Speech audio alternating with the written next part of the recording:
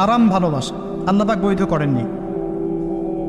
এমনকি কথা বলার সময় আল্লাহ পাক বলেছেন একজন গায়রে মাহরাম মেয়ে যেন পর্দার আড়াল থেকে কথা বলে, কিছু চাইতে হলে যেন পর্দার আড়াল থেকে চায় এবং গলার ভয়েসটা যেন কর্কশ হয়। আল্লাহর লিমিটেশনগুলো দেখেন আর বাস্তবতা দেখেন।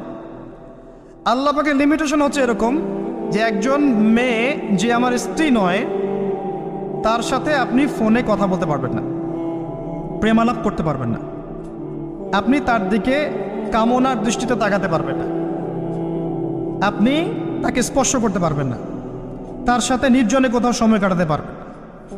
আল্লাহর বাইন্ডিংসগুলো দেখেন। একজন নারীর সাথে ফোনে কথা বললেই কিন্তু সেক্সুয়াল সম্পর্ক হয় না, হয়। একজন গায়রে মাহরাম মেয়ের সাথে যদি আপনি বসে কফি খান তাহলে কিন্তু যৌন সম্পর্ক স্থাপিত হয়নি, এখন হয়। তারপরেও আল্লাহ রাব্বুল আলামিন বলছেন ওয়ালা তাকরাবু জিনা, এটার নাম আল্লাহ দিয়েছেন জিনা, আর বলছেন করো না এমনটা নয়, বরং ধার কাছেও যেও না। মানে একটা সীমারেখা দেয়া আছে, একটা মাঠ, এর চারপাশে একটা বাউন্ডারি দেওয়া আছে, বাউন্ডারি পর্যন্ত। আল্লাহ বলছেন মাঠে ঢুকো না এমনটা বলছেন না, আল্লাহ বলছেন মাঠের বাউন্ডারির কাছেও যেও না।